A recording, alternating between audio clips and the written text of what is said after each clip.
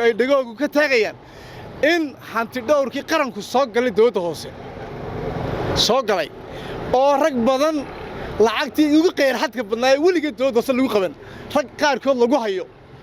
ka hor dhici maayo hanti dhowrka qaranka 24 saac ee ugu dambeeyay bulshada kala duwan ee magaalada Boorama ayaa waxay si weyn iskula dhaxmarayeen Check Contraband oo ciidamada ammaanka magaalada Boorama gacanta ay ku soo dhigaan kaas oo laga keenay dalka Itoobiya isla markaana loo waday magaalada Boorama ee xarunta gobolka Awdal hadaba Check Contraband ee lagu qabtay magaalada Boorama ayaan isku daynay inaan wax ka weydiino maamulka dawladda hoose magaalada Boorama balse nooma aysan suura gelin intaas wixii ka dambeeyay halkan oo abraxada hore dawladda hoose magaalada Boorama ayaan waxaan kula kulmay xildhibaano ka tirsan golaha deegaanka magaalada Boorama hadda waxa barbarkayga halkan aan goordhowaad aan kula kulmay xildhibaano ka tirsan golaha deegaanka magaalada Boorama Professor Ridwan iyo sidoo kale xildhibaan Liban Ali Black Liban aadaan kugu horeeyo maalmahanba waxa aad loo hadalhayay samarkana dhaliilo culus aad u jeedinayseen maamulka dawladda hoose magaalada Boorama 24 saac ee ugu dambeeyay waxa la isla dhaxmarayaa in Check Contraband oo ka yimid dhanka Itoobiya ciidamada ammaanka magaalada Boorama gacanta ay ku dhigeen waxaad xog hayso Check-gaasi haddaad nala wadaagto deeniyow si keedis aad qabatay xogtaasina waxa jirta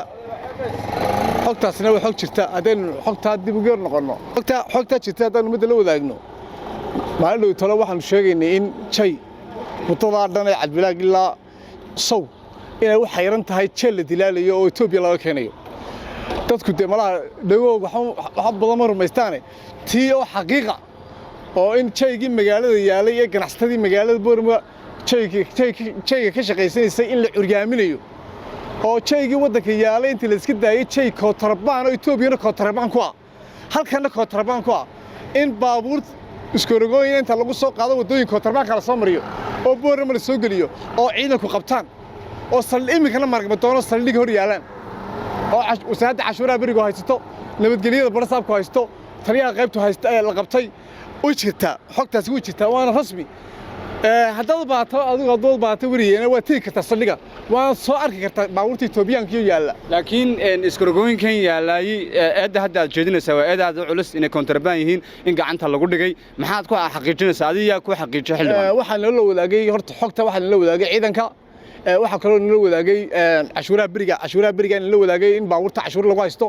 ay Contraband yihiin waxa kale oo xog si haynay in jay madow laga keenayo Itoobiya oo inama dilaalina oo halka joogay oo imika shaqada ka soo baxnay xafiisada soo fadhiisan la oo imika dadkii magaalada loo shaqeyn lahaay oo dhani dawladda hoose dhexdeeda taageen cid wax u saxeexday iyo cid u shaqeysay ay leeyihiin anagu saaka 7 barkii aan shaqada imanay hadda 10kii ku dhowdahay cid alla cid dadkii u shaqeysay la leeyahay xeradina way xidhan tahay dadkiina way taagayeen arintaad ka hadlayso in Contraband ee magaalada la soo gashay soo degmada ceeb kuma aha ceebta soo qayb kuma leeyihiin xildhibaan qoladeedii golaha fulintii ayaa waxay isku bedeleen dilaaliin jayga iyo gaamir ka ganacsada marka wuxuu golahu shaqo ku leeyahay ma lacagtan lagu ganacsanayana waa lacagtii qasada dawladda hoose ayaa inta lala baxo amarna gaamir lagu soo iibsanaya ummadda laga siibinaya marna jay lagu soo iibinaya ummadda laga siibinaya marka waa dilaaliin yar oo dawladda hoose ka sameysmay weeyaan xildhibaan inta badan idinku hadlayeen baa la arkaa oo sida bulshada oo kale u hadlaya adana door baad lahaydeen idinku doorkiina maxaad u qaadan weydeen soo idinku laftarkiina la isma oran karo waad fashilanteen doorkaygii waan wadnaa shaqadeedii waanu qaadanaynaa imikana waa doorkaygii qayb ka mid ah waxaan ummadda soo gudbinaynaa galuhu kala fadhi buu leeyahay kala fadhigiina waa sharci darro iyo sharci jabin bay xeer 23 oo xeerka isku maamulaa oo eedaha maayirka oo xeer 23 ku qodan tahay ayaa sharci jabin golihii wada tashiga sameyn lahaa fadhiisan lahaa ayuu jeebka ku qaateen kala fadhiga jeebka ku qaateen shaqadii aan u qabano ummadda u qabanay wata musuqmaasuqa u soo gudbinayna ummadda wixii jira meesha ka jira waxa kaloo jira oo dadku ay dhagoogu ka taagayaan in hanti dhowrkii qaranku soo galay dawladda hoose soo galay oo rag badan lacagtii ugu qeyr xadka badnaa weligeed dawladda hoose lagu qaban rag qaarkood lagu hayo ka hor dhici maayo hanti dhowrka qaranka laakiin in rag lagu hayo kiiskana gacanta dawladda ku hayso xirlaanta loo gudbi doono madaxweynaha hor taalo lacagta lagu qabtay inamadaas ee saadkooga lagu direeyay ay qeyr xad tahay